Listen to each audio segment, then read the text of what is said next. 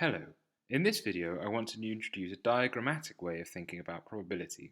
In particular, and in terms of the learning outcomes, I would like by the end of this video for you to be able to do the following.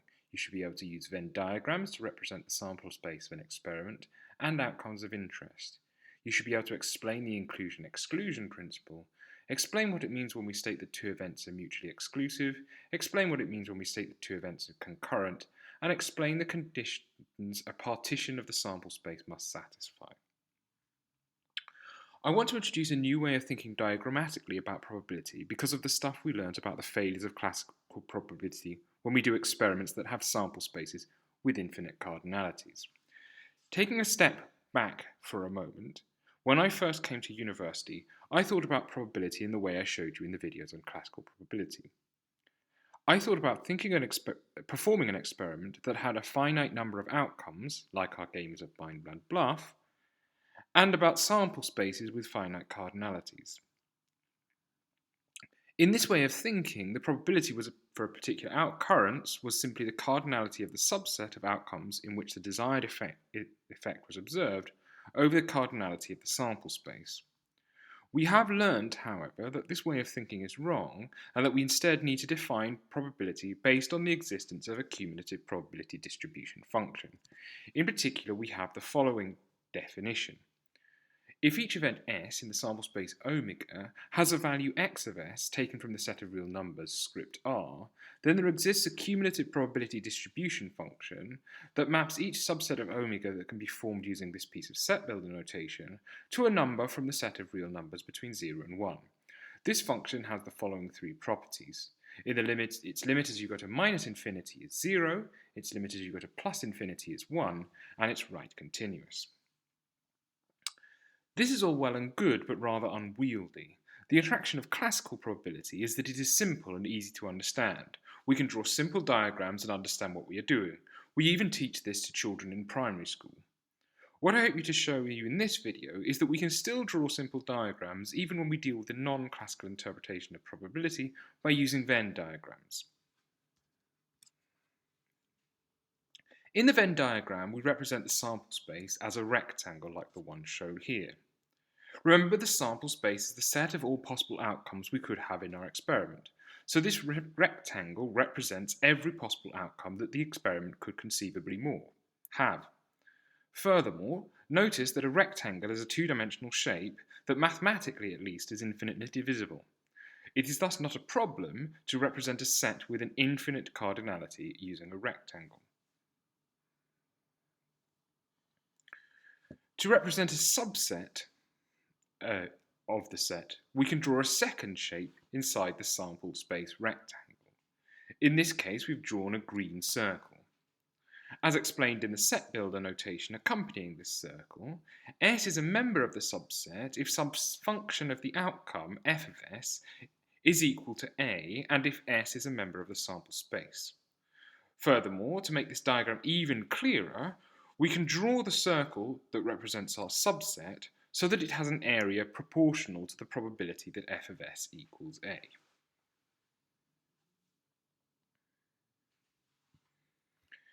I imagine that you've probably seen Venn diagrams before. Given all this, I will set you the following challenge. Suppose that I have the probability that the random variable capital X equals small x, and the probability that the random variable capital Y equals small y. How would you represent these two probabilities on a Venn diagram? Pause the video for a moment and take some time to draw out your own Venn diagram.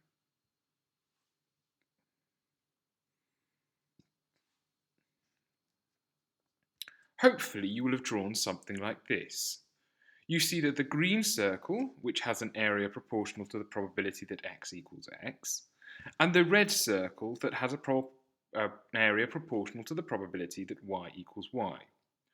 What is even better, though, is that within this diagram you can represent two further absolute probabilities. The probability that x equals x and y equals y is proportional to the area of the overlap between the green and red circles. The non-blue part of this diagram, meanwhile, has an area proportional to the probability that x equals x or y equals y. We've even represented the conditional probabilities, the probability that x equals x given y equals y, and the probability that y equals y given x equals x. If you remember, the definition, the conditional probability that capital X equals x given y equals y is equal to the probability that x equals x and y equals y divided by the probability that y equals y. This conditional probability is thus the ratio of the area of the overlap between the green and red circles on this diagram with the total area of the red circle. The Venn diagram is thus a very useful way of thinking about probabilistic information. When used correctly, it can also keep us out of trouble and prevent us from avoiding one of the most common and easy mistakes to make in probability theory. This mistake is made when calculating the probability that x equals x or y equals y, as it is all too easy to assume that the probability that x equals x or y equals y is equal to the probability that x equals x plus the probability that y equals y. This is right in some cases, but wrong in many others, and if we look at the Venn diagram, we immediately see why. Remember that the probability that x equals x or y equals y is proportional to the area of the non-blue part of this diagram. The probability that x equals x, meanwhile, is proportional to the area of the green circle, as shown here.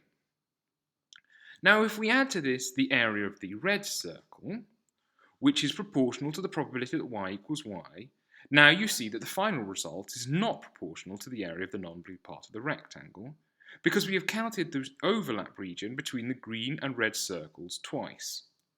Remember, though, that this overlap region has an area proportional to the probability that x equals x and y equals y.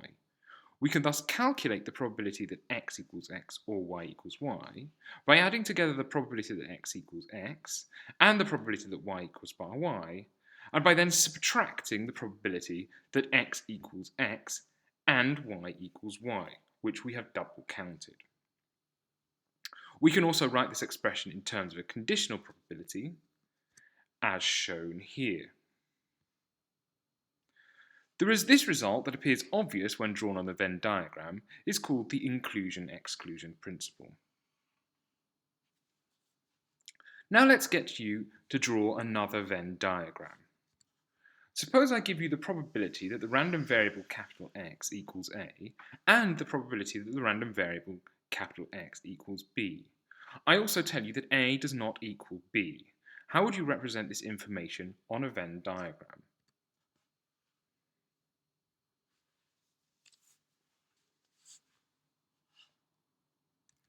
You should have drawn something like this. The important thing here is that there is no overlap between the area of the green and red circles because the probability that x equals A and x equals B is 0. If you think about this, it makes total sense, as it makes no sense for the numerical result from an experiment to equal two different values at the same time. When there is 0 probability that two outcomes of an experiment can happen at the same time, we say that these events are mutually exclusive. Whenever we introduce a random variable capital X, it is implied implicitly that the events corresponding to capital X equals 1, capital X equals 2, capital X equals 3, and so on are all mutually exclusive, as if they were not, the experiment would give us two values for the random variable X at the same time, which would be deeply confusing. Now consider the conditional probability, the probability that capital X equals A, given that capital X equals B. What is this equal to?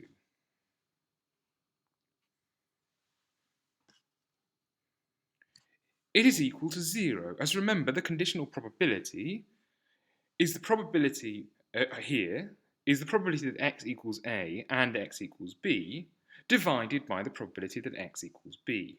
We know that the probability that x equals A and x equals B is 0, and thus this conditional probability must thus be 0.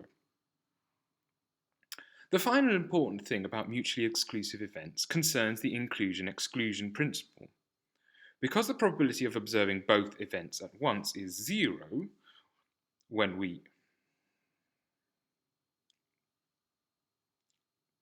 when the events are mutually exclusive, the last term in this expression disappears. We can thus calculate the probability that x equals A or x equals B by just adding together the probability that x equals A and the probability that x equals B. This only holds when events are mutually exclusive, however. You will come across many situations where outcomes are not mutually exclusive and where this expression does not hold.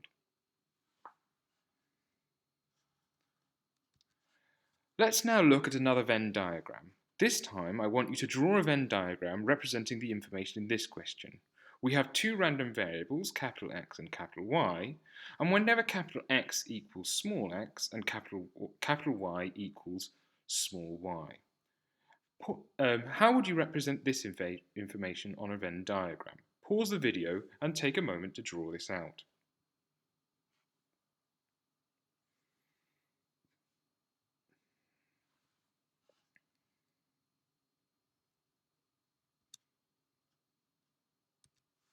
You should have drawn something like this, in which the circles for x equals x and the circle for y equals y completely overlap. We say that these two outcomes of our experiment, that the random variables capital X equals x and capital Y equals y, are concurrent because they always happen at the same time.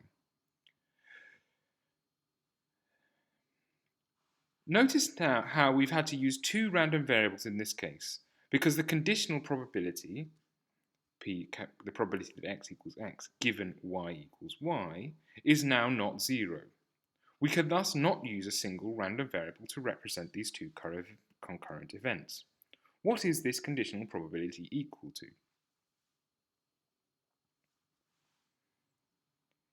It is equal to 1, as remember, the conditional probability, the probability that capital X equals small x given capital Y equals y, is equal to the probability that x equals x and y equals y divided by the probability that y equals y. The probability that x equals x and y equals y must be equal to the probability that y equals y, as we are told in the question that whenever y equals y, x equals x.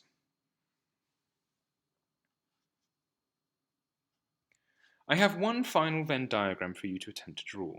This time we have a random variable, capital X, that can have one of 6 possible values, A, B, C, D, E, or F. I want you to draw a Venn diagram showing the subsets of outcomes corresponding to each of these possibilities. Pause the video and take a moment to draw this figure.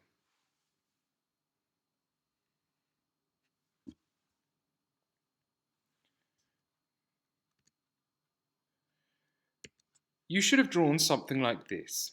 A part of the total space is reserved for each of the possible values the random variable can take.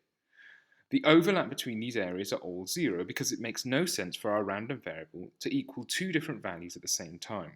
So we always set up our sample space so that different numerical outcomes we get for our random variables correspond to mutually exclusive outcomes from our experiment.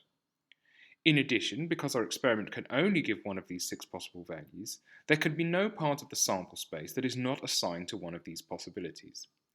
In other words, if we add together the probabilities that x equals A, the probability that x equals B, the probability that x equals C, the probability that x equals D, the probability that x equals E, and the probability that x equals F, we must get 1. Notice that when we divide up the sample space using a random variable like this, we can operate in a similar way to the way that we were operating when we were considering our game of Blind Man's Bluff. If you think again about that game, and the 6 people we were playing with, we had 6 mutually exclusive outcomes in our sample space, namely Stephen, Conrad, Michael, Carlos, Maeve, and Dawn. We even said in the video on classical interpretation of probability that instead of using those guys' names, we could use a numerical label to represent each of them. Throughout those videos, we assumed that there were equal probabilities of picking each of the people in our sample space. We do not need to make that assumption, though, with the new non-classical definition of probability that we've introduced. We can instead ascribe an individual probability to each of our outcomes shown here. With this in mind, I have one final question for you. How do I obtain the probability of picking a boy?